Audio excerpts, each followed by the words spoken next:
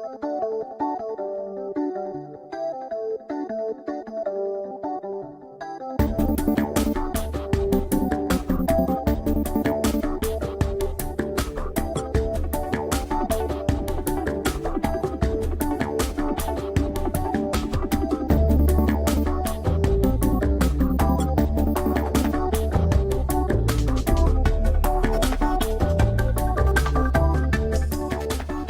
there, I'm Jim Zirin. Welcome back for more conversations in the digital age.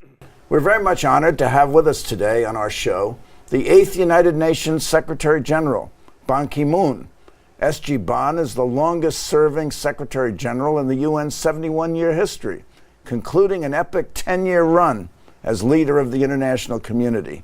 He has dealt with global challenges ranging from the crisis in Syria to global warming and the plight of women and girls. In all, he has made a profound and extraordinary contribution to the world. We salute his service and will talk with him about some of the significant events which occurred during his momentous stewardship. S.G. Ban, welcome back to the program. Thank you. It's a great pleasure to see you again. Yes, it's a pleasure to see you. Now, you are the 8th Secretary General of the United Nations, but the second of Asian background. The first, I guess, was you thought from Burma. That's right. How do you feel your Asian background has either added or detracted to your ability to serve as Secretary General? It has been a tremendous privilege for me to have served this great organization. It was 36 years ago before I came when my predecessor, distinguished U Thant, served as a Secretary General. So there must have been some gap in between. But this is an international, universal organization where all 193 member states bring their own national, traditional perspectives and visions. But the best part of this organization, even though it is very complex in its procedures, they bring national perspectives, and at the end of long debate, they always come out with a global vision. Of course, I've been also trying to speak sometimes based on my Asian culture and Asian philosophy, which has been also very much appreciated by many member states. Now I am leaving my baton to another very distinguished diplomat and politician, Antonio Guterres. From Portugal. Yeah, who is coming from Europe now. Well, we've seen a very strange political year in 2016 all over the world with a rise of nationalism, not only in Europe and the Philippines, but also in the United States with a recent election. And it seemed to be a very nationalistic sentiment of the American people. Is that going to be a challenge for your successor in forging a multilateral peacekeeping commitment? There are some concerns, not only from me, but expressed from many quarters of the world, when there is a tendency that people are looking inward rather than outward. This is a small world. We are living in a small world, planet Earth. There is not much meaning in national boundaries geographically, and there should be no division among people and among governments and countries. I'm urging world leaders to look beyond their national territory, beyond their perspectives, narrow perspectives. There should be a global vision. Now, looking back over the last decade where you have served the world as Secretary General, what do you see as your major successes? It will be member states or historians who will evaluate my legacy. But since you have asked this question, if I may say that there are some areas where international community led by the United Nations has made great achievement. That one of them is the 2030 Agenda for Sustainable Development Goals. It has 17 goals covering whole spectrums of our life, including our planet Earth, starting from eradication of poverty and also hunger, providing quality education and sustainable energy and gender equality and promoting biodiversity and climate change, etc. These are far-reaching, most ambitious, future-oriented vision which world leaders have adopted September last year. By 2030, 15 years after, when these Sustainable Development Goals will meet its deadline, I am confident that the world will be far better, and we will be living in a far better atmosphere in terms of quality of life and in terms of our planet, environmentally sustainable way. Another one is climate change, which was adopted in December last year in Paris.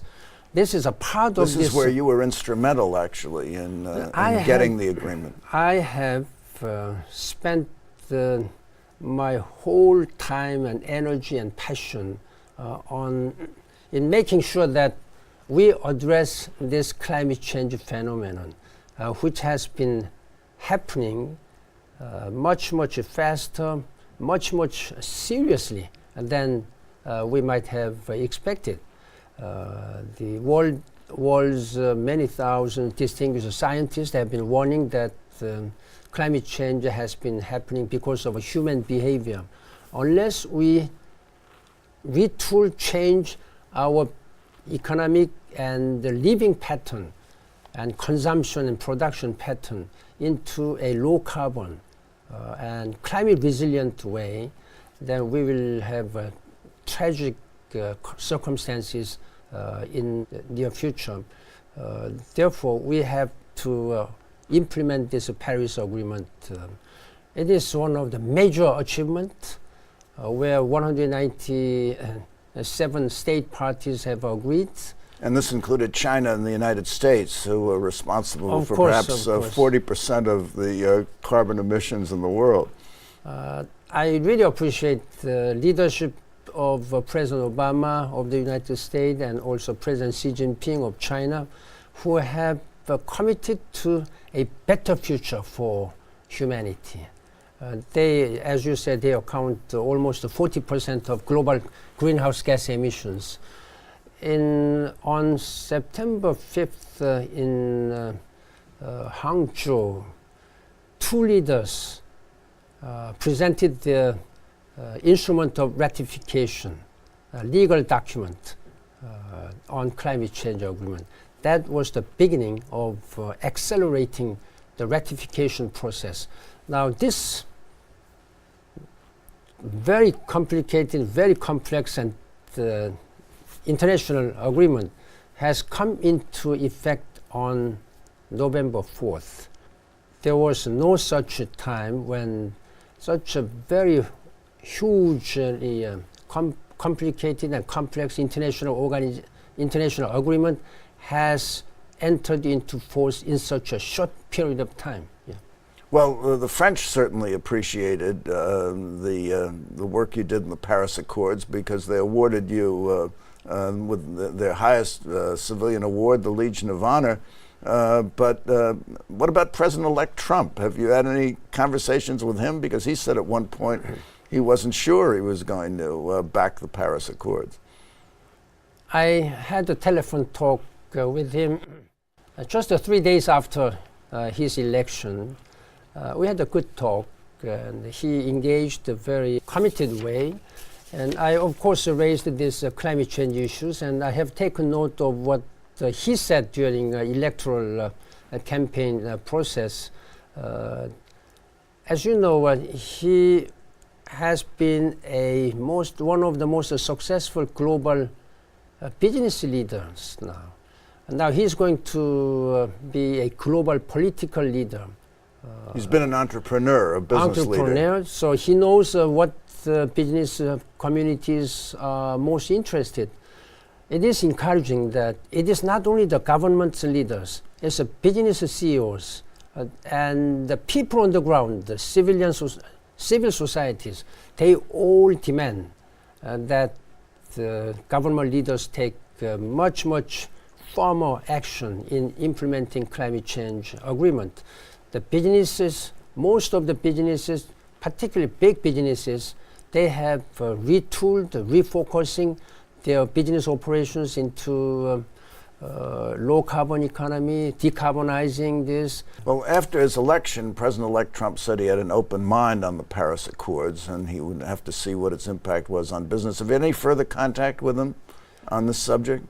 We agreed to meet each other, but I know that he is very busy at this time in selecting his cabinet members and making a smooth transition.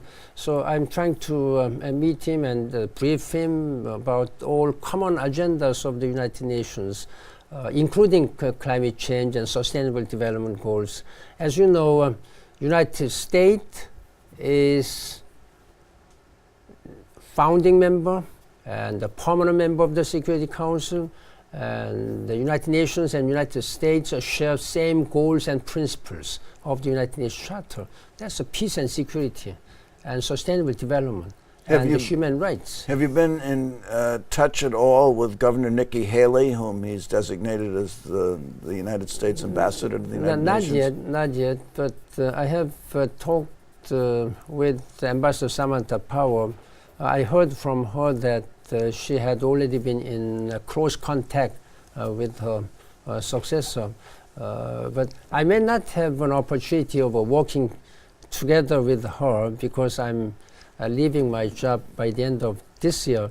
But I'm sure that she will be very well positioned through a smoother transition. Yeah. Now, if we may, can we talk about what you regard as some of your failures over the last decade? What did you want to achieve that you did not achieve? There are, of course, some areas on which we hoped to have done much better, much faster. Those are concerning some violences and conflicts which are now taking place. Most notably Syria. Most troubling thing is violence continuing during the last 6 years in Syria. Almost 5 million people have to flee their homes, and they are now being accommodated in major 4 countries in Lebanon, Turkey, Jordan, and Iraq, and some in Egypt and some other places. Then more than almost 15 million people need daily assistance at this time. So almost 60% of the infrastructure and hospitals and schools and roads have been destroyed because of this. Not to mention the hundreds of thousands of people have already been killed and injured. It's all very heartbreaking to see every day. Some tens and hundreds of people are being killed, including children. United Nations has been trying to provide life-saving, life-sustaining humanitarian assistance despite under very difficult, dangerous security situations. We've been providing at least more than 5.7 million people per month, and 7 million people per month as medical aids. But without cessation of hostilities, it's very difficult. My urging has always been the same message, that there is no alternative to political solution.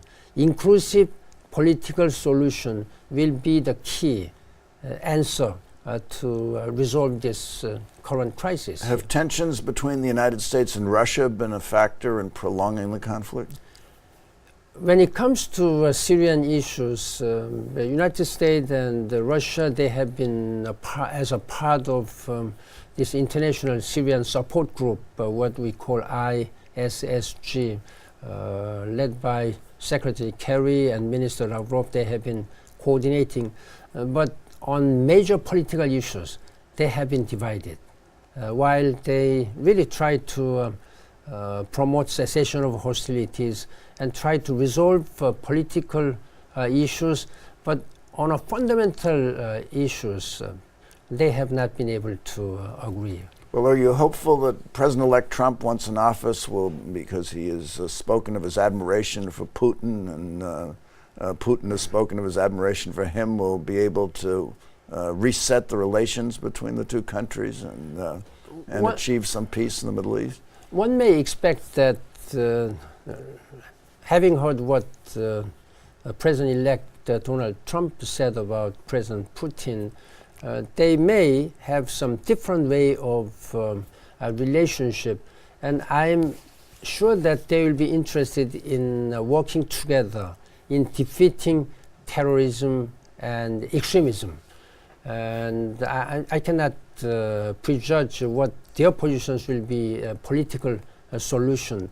But there must be a political solution, sustainable political solution based on a Geneva Communique, which was agreed upon all the parties in June 2012.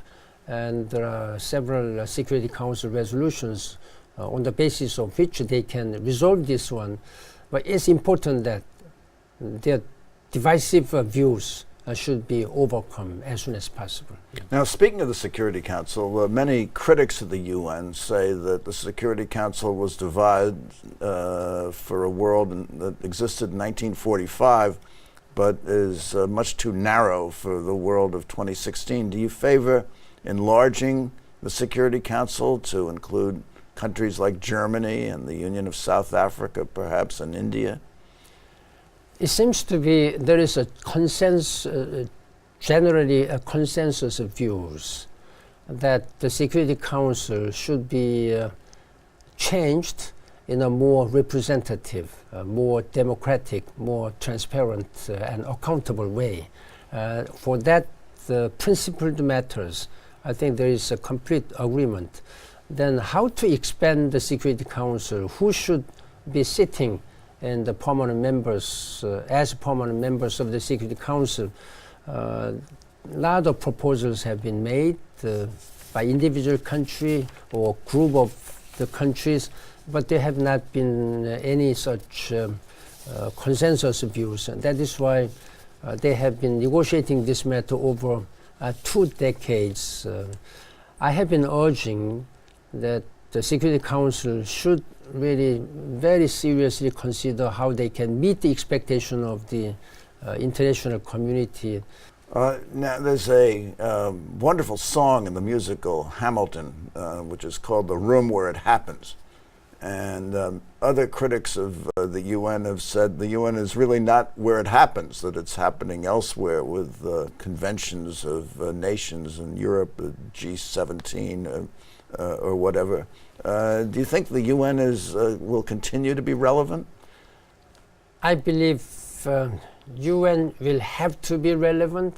There have to be United Nations. I am conscious of such criticism about the so-called relevance or effectiveness and efficiencies. Of course, you may not expect that any perfect, flawless organization in our life, but as a Secretary General during the last 10 years, I have been doing a lot of changes and reforms to make sure that United Nations is much more agile and accountable and transparent in the way we are doing. Had there not been United Nations, even though we have not been able to fully support the people who need our support on the ground, the world might have been much more tragic, much more dangerous.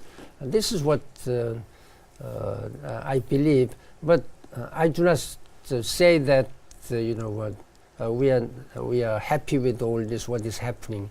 But it's important that member states should have a unity of purpose. When member states are united, we can have a much greater impact in our work. Well, I'm sure that Senor Guterres will ask or has asked your advice as to how he should proceed. What advice would you give him?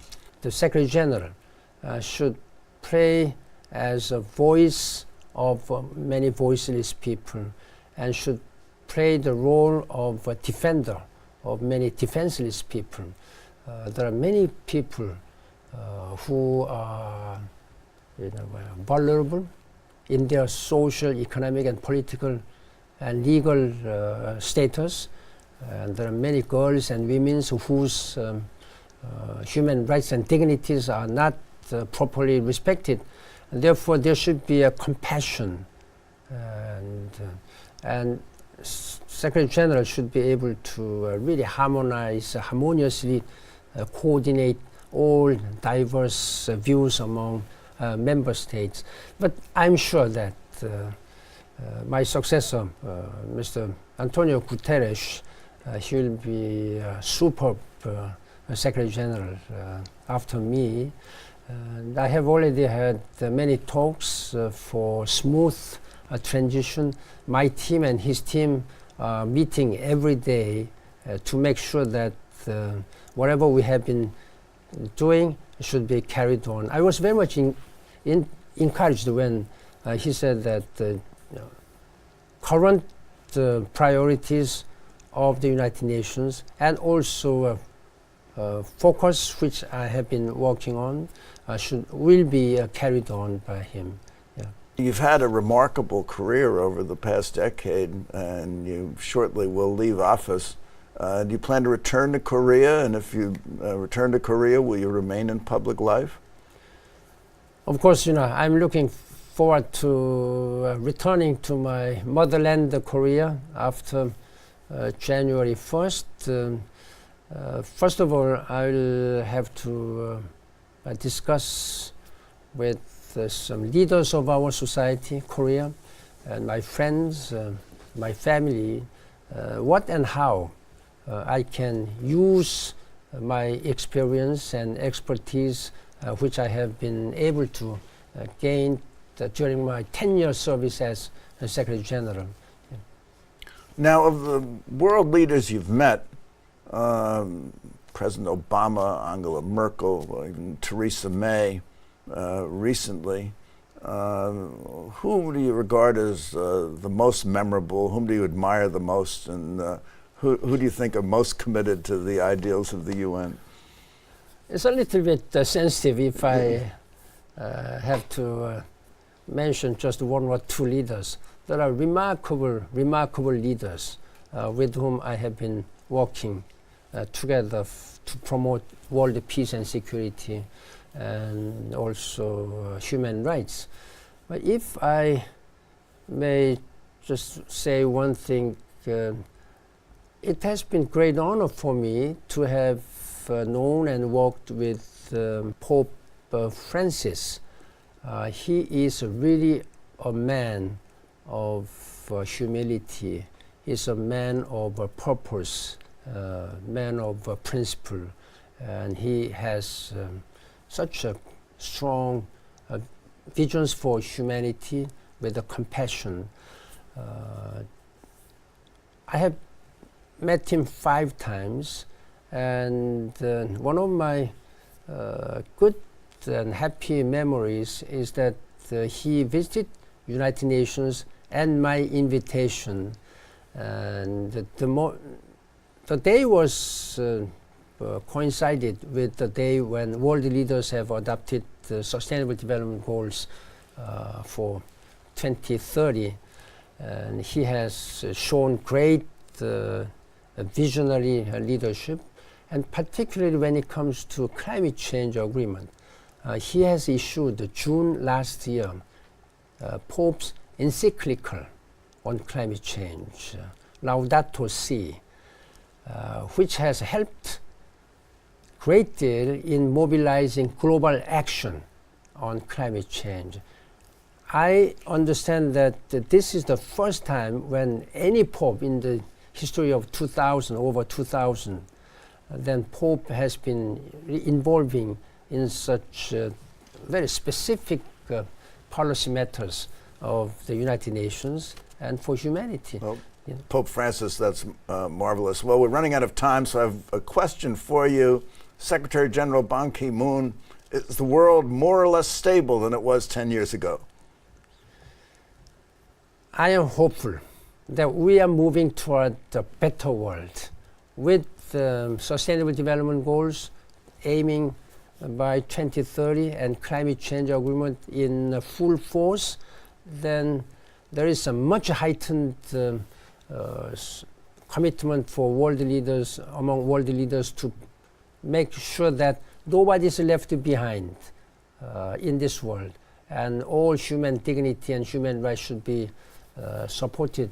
I'm hopeful and convinced that by the time we've implemented this Sustainable Development Goals and climate change, we'll be living in a much healthier, much more prosperous, much more peaceful world. Moving toward a more peaceful world.